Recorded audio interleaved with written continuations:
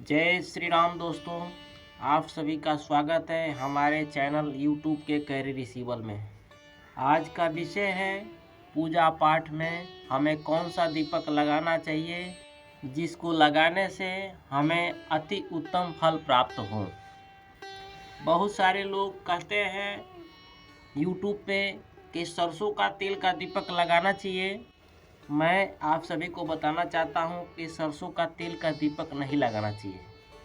सरसों के तेल में दीपक लगाने से आपको क्या नुकसान होता है, आपकी ज़िंदगी में क्या क्या घटित होता है, वो मैं बताऊंगा इस वीडियो में।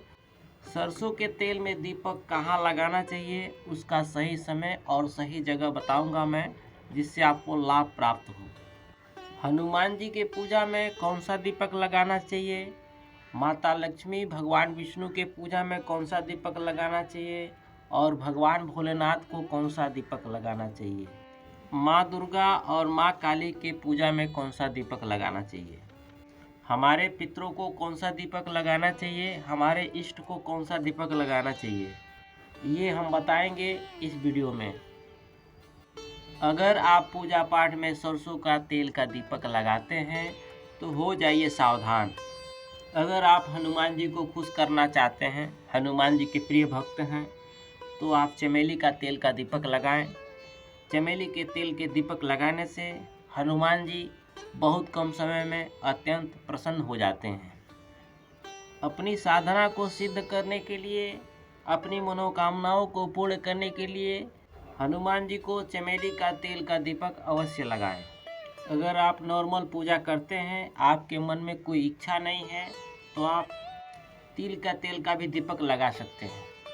आप अगर माता लक्ष्मी की कृपा पाना चाहते हैं, भगवान विष्णु की कृपा पाना चाहते हैं, आप अपने घर में धन धान की वृद्धि करना चाहते हैं, तो माता लक्ष्मी और भगवान विष्णु को घी का तेल का दीपक लगाएं। इसको लगाने से आपको किसी चीज़ की कमी नहीं रहेगी। इसका उल्लेख शास्त्रों में भी किया गया है। घी का दीपक लगाने से आपके जीवन में धन धान की प्राप्ति होती है। माता लक्ष्मी और भगवान विष्णु की पूजा करने से आपके जीवन में धन संपत्ति आते हैं। अगर आपके इष्ट भगवान भोलेनाथ हैं, तो आप भगवान भोलेनाथ को खुश करने के लिए घी का तेल का दीपक लगाएं। आपने भगवान भोलेनाथ का पूजा या व्रत स्टार्ट किया है तो घी का तेल का दीपक लगाएं। इससे आपको मनवांछित फल प्राप्त होंगे। माँ दुर्गा और माँ काली को खुश करने के लिए या आप व्रत कर रहे हैं, उसमें आप घी का दीपक लगाएं। सरसों के तेल का दीपक भूल के भी ना लगाएं। माँ दुर्गा का आशीर्वाद प्राप्त करना चाहते हैं और समस्त देवी देवताओं का आशीर्वाद अगर प्राप्त करना चाहते हैं तो घी का तेल का दीपक लगाएं। अगर आप व्रत नहीं कर रहे हैं, कोई आपका मनोकामना नहीं है, तो नॉर्मल दीपक तिल का तेल का लगा सकते हैं। सभी देवी देवताओं के लिए तिल का तेल का दीपक बेहतर होता है। आप अपने अगर पितरों को दीपक लगाना चाहते हैं, पितरों को प्रसन्न करना चाहते हैं, पितरों को खुश करना चाहते हैं, उनका आशीर्वाद प्राप्त करना चाहते हैं, तो पितरों के नाम का एक दीपक लगाएं। पितरों को प्रसन्न करने के लिए आपको सरसों का तेल का दीपक लगाना चाहिए। दीपक का मुख दक्षिण दिशा की तरफ होना चाहिए। ऐसा करने से आपके पितृ प्रसन्न होते हैं, आपको आशीर्वाद प्राप्त होते हैं। प्रिय भक्तों, मैं आज इसमें स्पष्ट यही करने वाला हूँ कि सरसों का तेल का दीपक किस किस देवी देवताओं को लगता है और कौन से दिशा में लगता है। अगर आप यमराज को प्रसन्न करना चाहते हैं, यमराज की कृपा पाना चाहते हैं, तो आप 4 मुखी दीपक बनाएं गेहूं के आटे से और उसे सरसों के तेल से दीपक करें। यम का दीपक सरसों के तेल में होता है और धनतेरस के दिन होता है। इसे हम चौमुखी दिया भी कहते हैं। यह भी दीपक दक्षिण की तरफ करना होता है। यम का दीपक करने से अति लाभ प्राप्त होते हैं।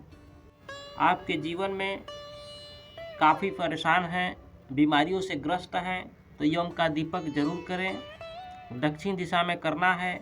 यमदेव को हाथ जोड़ के प्रणाम करें। आपको यमदेव का आशीर्वाद अवश्य प्राप्त होगा। आप शनिदेव से परेशान हैं, शनिदेव की कुदृष्टि के कारण आपके ऊपर सरसाती लगी है या ढैया लगा है, तो आप शनिदेव की पूजा करें और शनिदेव की पूजा में सरसों का तेल का दीपक करें। सरसों का तेल से शनिदेव को नहलाएं, इससे आपको अति उत्तम फल प्राप्त होते हैं। अगर आप हनुमान जी के प्रिय भक्त हैं तो मैं एक उपाय लास्ट में बताने वाला हूँ, उसे आप कर लीजिएगा। आपके शनिदेव शांत हो जाएंगे और आपको कोई उनकी कुदृष्टि से परेशान होने की ज़रूरत नहीं है। आज का वीडियो कुछ ज़्यादा ही बड़ा होने वाला है, कृपया धैर्य रख के ज्ञान को प्राप्त करें। उससे पहले मैं आपको ये बताना चाहता हूँ कि सरसों के तेल में घर में दीपक कभी नहीं करना चाहिए। ये आपको कोई नहीं बताएगा, ये आपका सच्चा गुरु जो होगा वही ये बात को बता सकता है। जो काफ़ी ज्ञानी होगा वो बता सकता है। इसके बारे में सबको नहीं मालूम है। जो बड़े विद्वान हैं वो बता सकते हैं। केवल यूट्यूब पे वीडियो डालने से ज्ञान प्राप्त नहीं हो जाते हैं, और ना ही ज्ञान देने वालों को ये कहना चाहिए कि सरसों के तेल में दीपक करने के लिए। सरसों के तेल का दीपक शनिदेव, यमदेव और पितरों को लगता है। बाकी किसी को सरसों का तेल का दीपक नहीं जलाया जाता है। बाकी किसी को सरसों के तेल का दीपक नहीं करना चाहिए। सरसों का तेल का दीपक साल में एक बार होता है, दिवाली के दिन। दीपावली के दिन अति शुभ माना गया है, इसलिए सरसों के तेल में दिवाली के दिन दीपक कर सकते हैं। अगर आप जीवन में कुछ बनना चाहते हैं तो सरसों का तेल का दीपक कभी ना करें। सरसों का तेल सिर्फ 3 लोगों की पूजा में इस्तेमाल करें। अपने घर में सरसों का तेल का दीपक नहीं करना है।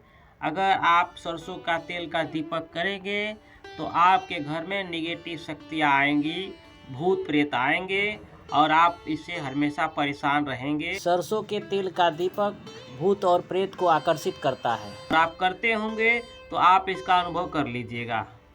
आप अपने घर में तिल का तेल का दीपक करें और इससे आपके घर में उन्नति होगी। कुछ ही दिन में आपको इसका परिणाम अवश्य दिखेगा। अगर आप हनुमान जी के प्रिय भक्त हैं और शनिदेव से परेशान हैं तो शनिवार के दिन आप हनुमान जी के मंदिर जाएं और एक नीला फूल या फिर मदार के फूल अवश्य चढ़ाएं। काली उड़द लें और तिल का तेल लें। हनुमान जी को काली उड़द चढ़ाएं और तिल के तेल से हनुमान जी को स्नान कराएं। इससे आपको अति शुभ फल प्राप्त होंगे। आपके शनिदेव जो आपसे नाराज थे वो आपसे शांत हो जाएंगे और आपके ऊपर धीरे धीरे खुश हो जाएंगे और हनुमान जी की कृपा प्राप्त होगी। इससे आपको शनिदेव परेशान नहीं करेंगे, आपके जीवन में किसी तरह की परेशानी नहीं आएगी। ये मेरा आजमाया हुआ उपाय है। प्रिय भक्तजनों, ज्ञान को अगर बढ़ाना चाहते हैं, अधिक से अधिक ज्ञान को प्राप्त करना चाहते हैं तो आप सभी को इस चैनल से जुड़ना चाहिए। जुड़ने के लिए लाइक करें, शेयर करें, सब्सक्राइब करें, कमेंट में जय श्री राम अवश्य लिखें, बेल आइकन का बटन दबाएं। वीडियो में लास्ट तक बने रहें, पूरी तरह से ज्ञान को प्राप्त करें। प्रिय भक्तजनों, मैंने आगे वाले वीडियो में एक मंत्र वाला वीडियो बनाया था जिसमें 5 मंत्र थे बजरंगबली के नाम से। बहुत सारे लाइक आए और बहुत सारे कमेंट आए और उस वीडियो को 10,000 लोगों ने देखा और काफ़ी पसंद किए। उसमें 1-2 लाइक ऐसे आए, उन्होंने ऐसा बोला कि आप मंत्र का उच्चारण सही से नहीं कर रहे हैं। मैं उनको ये बता देना चाहता हूँ, वह मंत्र स्टार्टिंग उसमें मैंने एक मंत्र बोला था मनोजरम से था। मैं इस मंत्र को थोड़ा ही बता रहा हूँ।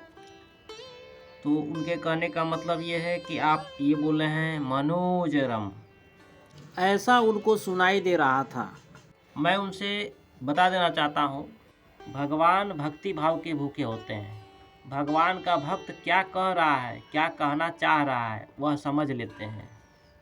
जैसा कि मैं बताना चाहूँगा, सीताराम कहे या सिया राम कहे, बात दोनों एक ही होता है। सिया राम का मतलब जान लीजिए। सिया राम का मतलब ये होता है सीता और राम। चाहे आप सीताराम कहिए या सिया राम कहिए, बात एक ही होता है। प्रभु अपने भक्तों की बात को समझ लेते हैं।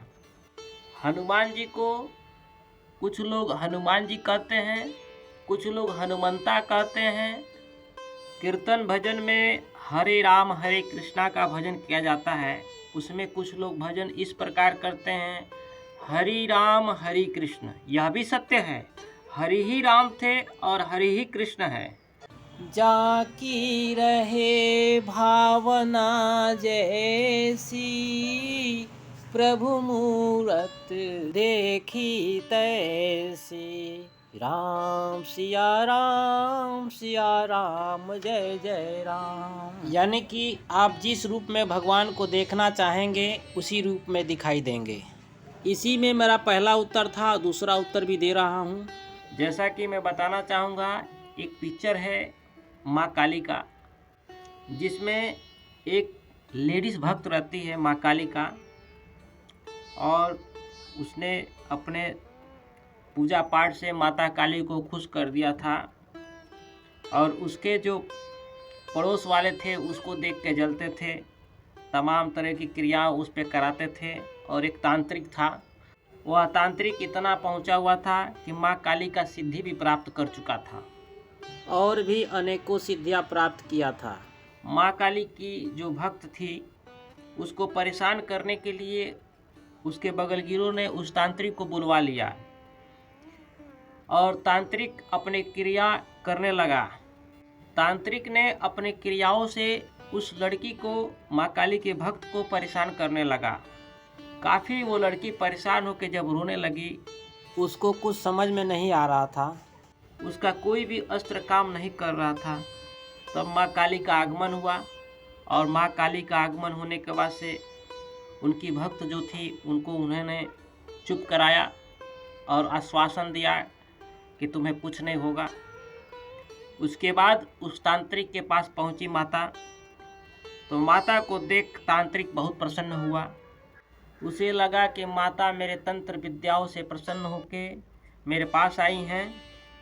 माता ने आते ही चेतावनी दे दी, संभल जाओ, मैं तुम्हें चेतावनी दे रही हूँ, आखिरी चेतावनी दे रही हूँ। लेकिन उस तांत्रिक ने क्या जवाब दिया?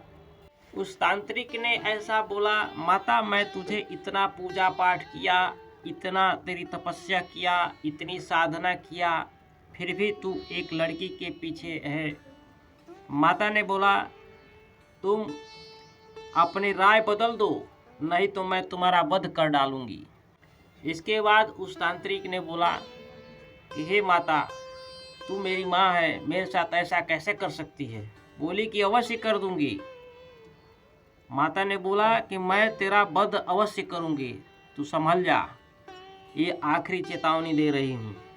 फिर उस तांत्रिक ने क्या बोला, हे माता, उसके पास क्या है? मेरे पास तो इतनी विद्याएं हैं, मैं तुझे इतना भोग प्रसाद देता हूँ, वो क्या दे पाएगी? उसको तो शुद्ध मंत्र भी जाप करने नहीं आता है, एक मंत्र भी जाप अच्छे से नहीं कर पाती है।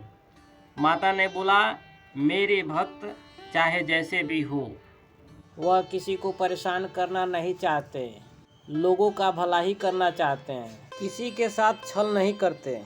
मैं उन्हें जानती हूँ, वो मुझे दिलो जान से प्यार करते हैं। वह तेरी तरह लोभी नहीं है, पैसे और धन के भूखे नहीं हैं, जो तूने पैसे के लालच में आके मेरी भक्त को परेशान करने लगा है। मेरा भक्त चाहे जैसे भी हो, जहाँ भी रहे, मेरी पूजा पाठ दिलो जान से करता है या करती है, मैं उसका सम्मान करती हूँ और करती रहूँगी, और उसके लिए चाहे मुझे जो भी कुछ करना पड़े मैं करूँगी।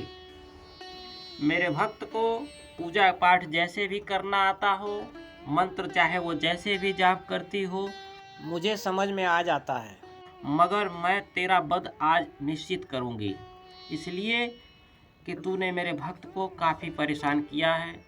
माता की आंखें गुस्से में लाल हो गई थी।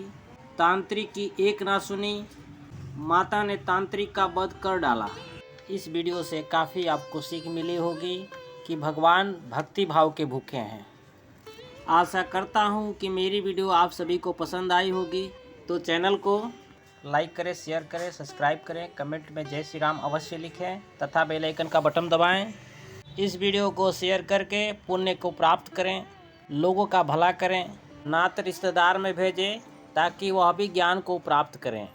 आज के लिए इतना ही। जय श्री राम, जय बालाजी सरकार।